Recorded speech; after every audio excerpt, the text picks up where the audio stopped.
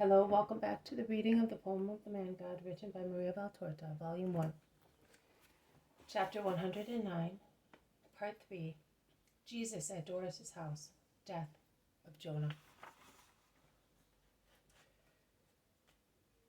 Near Jesus there are Bartholomew, Matthew, Simon, Philip, Thomas, James, and Judas of Alphaeus. The other four continue working, red in their faces and hot, but cheerful. Peter is quite enough to keep them all merry. Oh, how right Jonah was in calling you holy. Everything is holy in you, your words, your look, your smile. We have never felt our souls thus. Have you not seen Jonah for a long time? Since he has been ill. Ill? Yes, master. He cannot stand it any more. He was already dragging himself along before. But after the summer work and the vintage, he is unable to stand up. And yet that makes him work. Oh, you say that we must love everybody, but it is very difficult to love hyenas. And Doras is worse than a hyena. Jonah loves him. Yes, master. And I say that he is a saint like those who have been martyred because of their loyalty to the Lord our God. You have spoken the truth. What is your name? Micah. And this is Saul. And this is Joahel. And this is Isaiah. I will mention your names to the Father. And you were saying that Jonah is very ill? Yes. As soon as he finishes his work, he throws himself on the straw, and we don't see him. The other servants of Doras tell us. Will he be working now? Yes, if he can stand up. He should be beyond that apple orchard. Was Doras' harvest a good one? Yes, it was famous all over the area.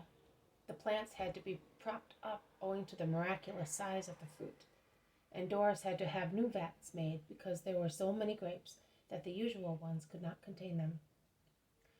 Doras must have rewarded his servant. Rewarded? Oh Lord, how little you know of him. But Jonah told me that years ago Doras thrashed him to death for the loss of a few bunches, and that he became a slave through debt, because his master blamed him for the loss of a few crops. Since this year he had a miraculous abundance, he should have given him a prize. No, he lashed him savagely, accusing him of not having the same abundance in past years, because he had not taken due care of the land. But that man is a beast, exclaims Matthew. No, he is soulless, says Jesus. I leave you, my sons, with a blessing. Have you bread and food for today? We have this bread, and they show him a dark loaf, which they take out of a sack lying on the ground. Take my food. I have but this, but I am staying at Doras' today, and you? At Doras' house? Yes, to ransom Jonah. Did you not know? No one knows anything here, but distrust him, master. You are like a lamb in the wolf's den. He will not be able to do me any harm. Take my food. James, give them what we have, also your wine. You must rejoice a little too, my poor friends, both your souls and your bodies. Peter, let us go. I am coming, master. There is only this furrow to cut. And he runs to Jesus, his face drawn with fatigue. He drives himself with the mantle he had taken off. He puts it on again, and he laughs happily. The four men cannot thank them enough. Will you pass by here again, master? Yes, wait for me. You will say goodbye to Jonah. Can you do that? Oh yes, the field is to be plowed by evening. More than 2/3 has been done. How well and quickly. Your friends are strong. May God bless you. Today for us is a greater feast than Passover. Oh, may God bless you all. Jesus goes straight to the apple orchard. They cross it and reach Doras' fields. Other peasants are at the plows or are bent down removing all the loose herbs from the furrows, but Jonah is not there. The men recognize Jesus and salute him without leaving their work. Where is Jonah? After 2 hours he fell on the furrow and has been taken home. Poor Jonah. He will not have to suffer long now. He is nearing his end. We shall never have a better friend. You have me on the earth and him in Abraham's bosom. The dead love the living with a double love, their own and the love they obtain by being with God. Therefore, a perfect love. Oh, go to him at once, that he may see you in his suffering. Jesus blesses and goes away. What are you going to do now? What will you say to Doras? Asked the disciples. I will go as if I knew nothing. If he sees that he is being met fairly and squarely, he may be pitiless towards Jonah and the servants. Your friend is right. He is a jackal, says Peter to Simon. Lazarus speaks nothing but the truth, and he is not a backbiter. You will meet him, and you will like him, replies Simon. The house of the Pharisee can be seen. Large, low, but well built, in the middle of an orchard now fruitless. A country house, but rich and comfortable. Peter and Simon go ahead to warn. Doras comes out, an old man, with the hard profile of a rapacious person. Ironic eyes, a serpent's mouth, wriggling a false smile, in a beard more white than black. Hail, Jesus, he greets informally, and with obvious condescension. Jesus does not say peace. He replies, May your salutation return to you. Come in. My house receives you. You have been as punctual as a king. As an honest person, replies Jesus. Doras laughs as if it was a joke. Jesus turns round and says to his disciples, who had not been invited, Come in, they are my friends. Let them come in, but isn't that one the exciseman, the son of Alphaeus? That is Matthew, the disciple of Christ, Jesus says in a tone that the other understands, and he gives a laugh more forced than before. Doras would like to crush the poor Galilean master under the wealth of his house, which is sumptuous inside, sumptuous and icy. The servants seem slaves. They walk with bent shoulders, stealing away swiftly, always afraid of punishment. One feels that the house is dominated by cold-heartedness and hatred. But Jesus cannot be crushed by a display of wealth or by reminding him of one's wealth and relatives. And Doras, who understands the indifference of the master, takes him to his orchard garden, showing him rare plants and offering him their fruits, which servants bring on golden trays and cups. Jesus enjoys and praises the delicious fruit, partly preserved as a julep, and they are beautiful peaches, partly in their natural state, and they are pears of a rare size. I am the only one to have them in Palestine, and I don't think that there are any in the whole peninsula. I sent for them to Persia, and even farther away. The caravan cost me as much as a talent, but not even the tetrarchs have such fruits. Perhaps not even Caesar has them. I count all the fruits, and I want their stones.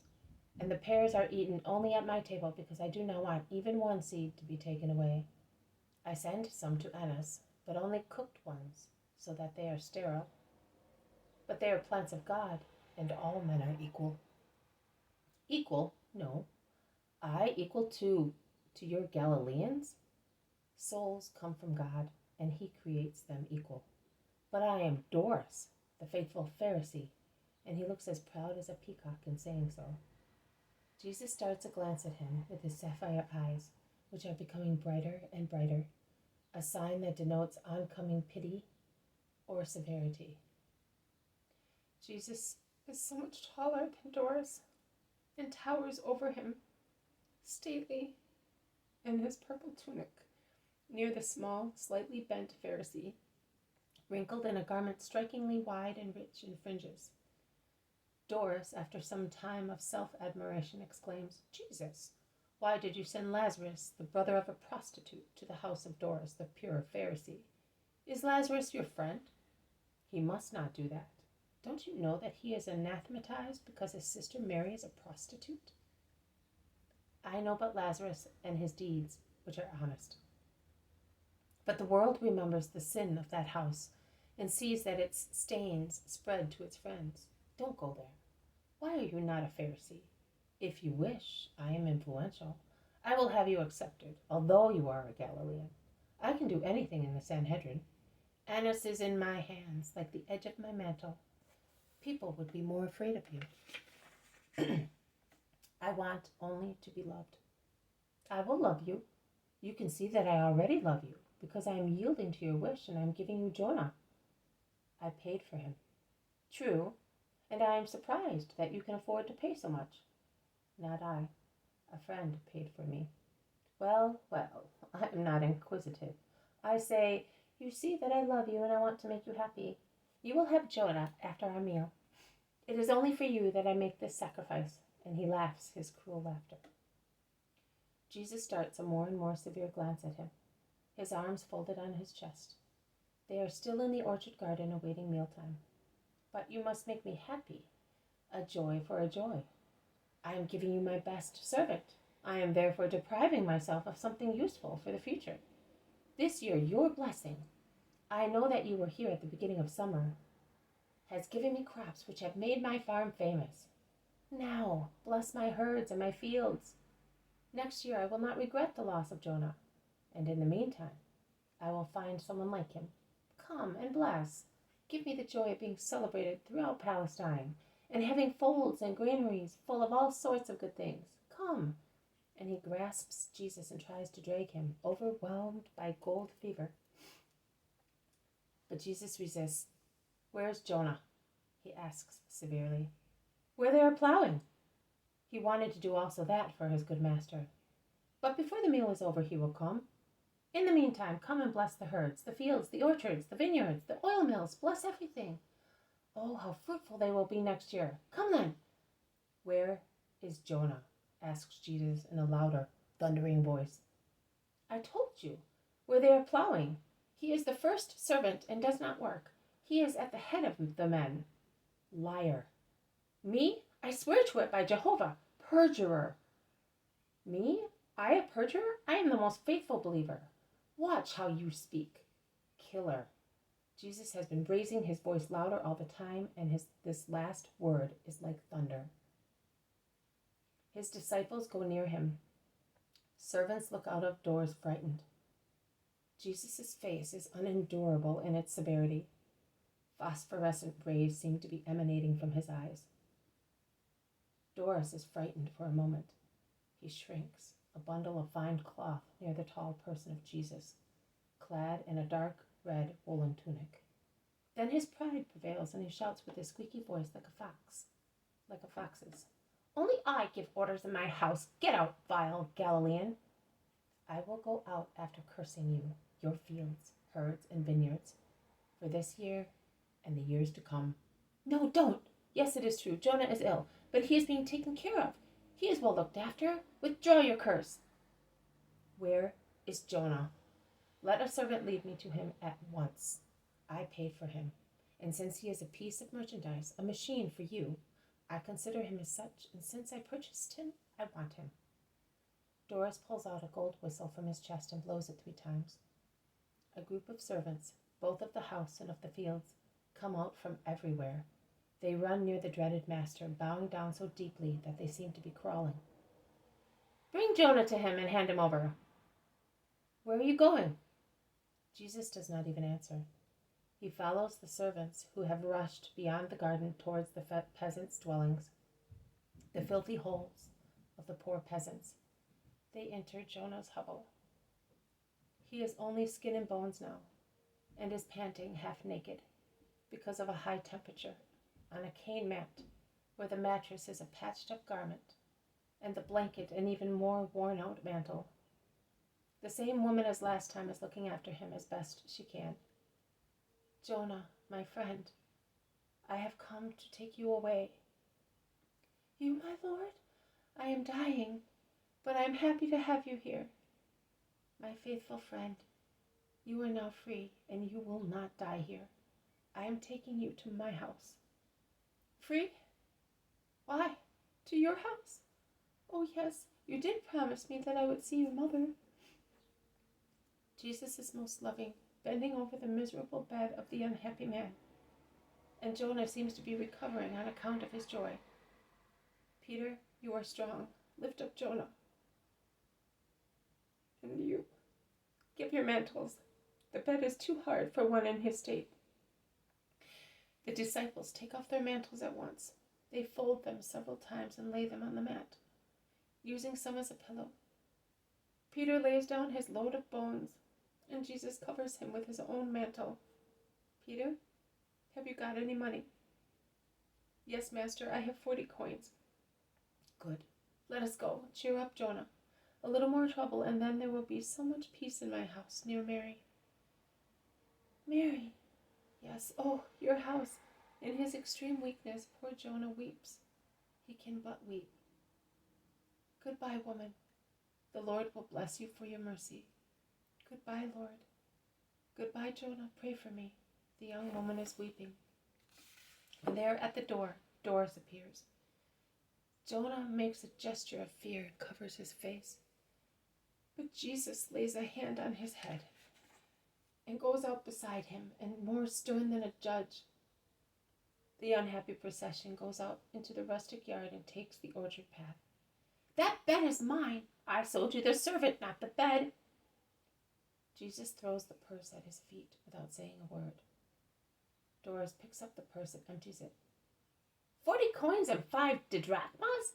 It's too little. Jesus looks the greedy, revolting torturer up and down, but does not reply. It is impossible to say what his gesture means. At least tell me that you are withdrawing the anathema. Jesus crushes him once again with a glare and a few words. I entrust you to the God of Sinai, and goes past upright beside the rustic litter, which Peter and Andrew are carrying most cautiously. When Dora sees that it is all to no good, that the punishment is certain, he shouts, We will meet again, Jesus. I will have you in my clutches again. I will fight you to death. You can take that worn-out man. I no longer need him. I will save his burial money. Go away, cursed Satan.